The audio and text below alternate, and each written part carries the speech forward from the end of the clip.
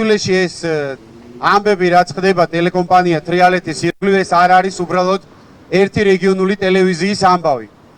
ეს არის ბევრად უფრო მნიშვნელოვანი საკითხი, როგორ ექცევ რა თამაშის წესებს თავაზობს ივანიშვილი ამ ქვეყნის თითოეულ მოქალაქეს, თითოეულ ბიზნესს, თითოეულ მედიას.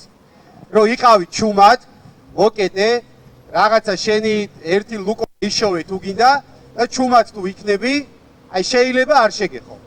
და ჩვენ საქართველოს მოქალაქეებს გვაქვს ეს გადაწყვეტილება ასარჩევი და ამ შემთხვევაში მარტო ტრიალეთს არ ვიცავთ ჩვენ. ეს დილემა ზოგს გუშინ, ზოგს დღეს და ზოგს ხვალ დაუდგება, რომ უნდა ვიყოთ თუ არა ჩვენ მონები, ისევე როგორც ხალხი ცოცხლად ჩრდილო კორეაშიც ცხოვრობს. დადიან, ჭამენ, სვამენ, ტრანსპორტით, რავი, ბავშვების სკოლაში დადიან და ბიოლოგიურად ისინიც არსებობენ. აი ივანიშვილი გვთავაზობს ამას, რომ ჩვენ ქვეყანაში დავრჩეთ ბიოლოგიურ ორგანიზმებს. ტელეკომპანია ტრიალეთი არავის არ ეწყინება, ეხლა თუ ვიტყვი, რომ იქნებოდა თუ არ იქნებოდა, ამის გამო საქართველოს ხელისუფლებას დამხობა არ ემუქრებოდა. უბრალოდ აქ ვიღაცა ადგილობრივმა სუსის ვილთხებმა არ მოეწონათ რაღაცა სიუჟეტი, მოახსენეს იქ თბილისში ვინც არიან სუსის უფრო დიდ ვილთხებს და მართველი პარტიის ხელმძღვანელებს და უთხრეს, რომ აი როგორ ბედავს ეს. როგორ ბედავენ ეს ტელევიზიები და ივანიშვილი გულწრფელად გაბრაზებული არის ეხლა და ყობაყიდე და კონკრეტულად ვინც იღებს გადაწყვეტილებას, რომ აი როგორ შეიძლება რომ ამ ქვეყანაში რაღაცას წარმოადგენდე, კონდეს ტელევიზია, ლიცენზია, შენობა და თან თავრობის კმაყოფილი არ იყო. ეს ყველას დაგვიდგება, არ ვიცი, აქ იურისტებიც იქნებით, ბიზნესმენებიც იქნებით, შეიძლება გონიათ, რომ ეხლა ისეთ სფეროში მოღვაწეობთ, რომ შეიძლება მთავრობასთან კონფლიქტი არ მოგივიდეთ, მაგრამ ივანიშვილი ჩვენ გვთავაზობს მონობას. და ეს ჩვენ ვხედავთ ეხლა, რომ გუშინ ადამიანი დაიჭირეს ტროტუარზე დგომის გამო. კანონი მიიღეს, რომ იურიდიულ პირებს ეგზალებათ თავისი პოლიტიკური მოსაზრებების გამოთქმა და ჩვენ ქართველები ყოველთვის მე მახსოვს ეროვნული მოძრაობის პირველ წლებში ცოტა ამაყად გვეჭირა თავი და ვამბობდით, რომ აი აზერბაიჯანში და შუა აზიაში ხალხი რასაც ითმენს, ჩვენ იმას არ მოვითმენთ, იმიტომ რომ ეს საქართველო არის და ჩვენ თავი ყოველთვის უფრო ბალტიისპირა რესპუბლიკებს ვადარებდით ხოლმე თავს.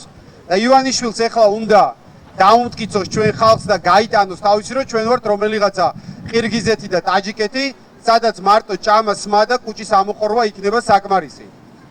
მთელი ცინიზმი აქ ივანიშვილის მარტო ანტიკონსტიტუციურობაზე და არაკანონიერებაზე კი არ არის ლაპარაკი.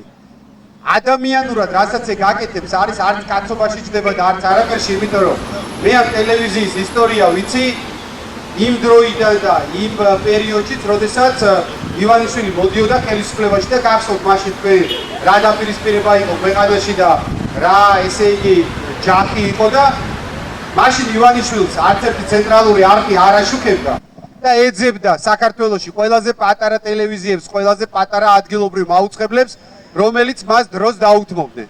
და ძალიან ბევრმა უარი თქვა, იმიტომ რომ მაშინაც ტერორისა და ზეწოლის ქვეშ ეშინოდა ძალიან ბევრს და სულ 2-3 არხი გამოდგა მთელ საქართველოში მაესტრო კავკასია და აი ერთ-ერთი იყო ტრიალეთი, რომელმაც გაბედა მაშინ და 2012 წელს თავისი სათქმელისთვის ივანიშვილს და მის პარტიას დაუთმო თავისი სარკმელი.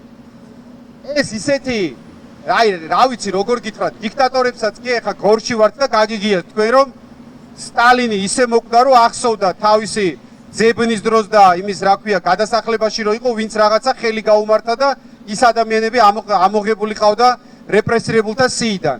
აი როგორც ადამიანი და როგორც კაცი თუ არაკაცი, როგორ უნდა შეაფასო, როცა უჭირდა, როცა დახმარებას ითხოვდა, ვინც ხელი გაუმართა ამ ქვეყანაში, ადგა და იმას დაადო ინკასო. აი ივანიშვილის როგორც ადამიანის ბუნებას აჩვენებს ეს ყველაფერი და თუ გონია ივანიშვილს რომ თავისას გაიტანს, ძალიან ცდება, იმიტომ რომ ეს არის მართლაც ერთ-ერთი პირველი დამოუკიდებელი ტელევიზია საქართველოში. წინა ხელისუფლება მოინელა ტრიალეთმა. წინა ხელისუფლება მოინელა ტრიალეთმა და მხედრიონი აქვს გამოვლილი.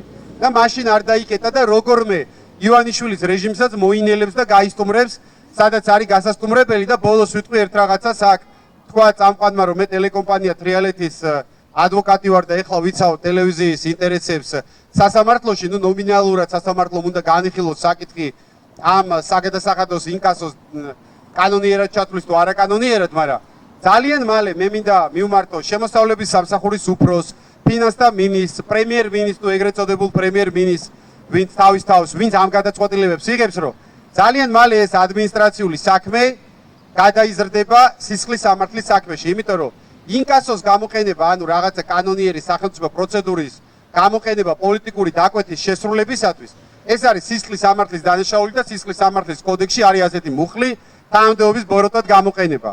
და ყველა მინდა გავაფრთხილო ამ შემთხვევაში თუ გინდა მათი ადვოკატიც ვიქნები და იურიდიულ რჩევას ვაძლევ. რომ ძალიან მალე, როდესაც ეს თავრობა არ იქნება, ყველა ეს ინკასო და ბრძანება და საგადასახადო დოკუმენტი იქნება ამოღებული და ყველა ვინც ხელს აწერთ ამას, ხართ კრიმინალები. და მე როდესაც თქვენ დაგიბარებენ ჩვენებების მისაცემად და რომ მისცემთ ჩვენებას ვისი დავალებებით დაკეთებდით ამათ, ისინიც იქნებიან კრიმინალები და სანიმუშოდ იქნებიან სულ ყველა ეს ხალხი გასამართლებულები.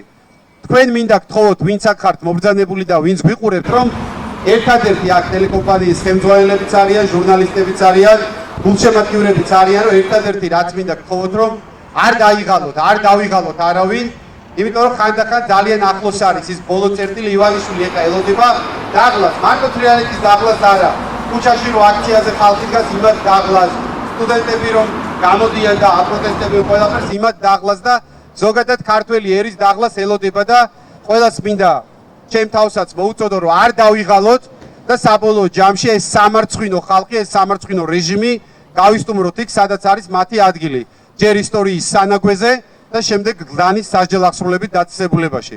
ყველას ძალიან დიდი მადლობა და გისურვებთ ყველას ერთად გამარჯვება.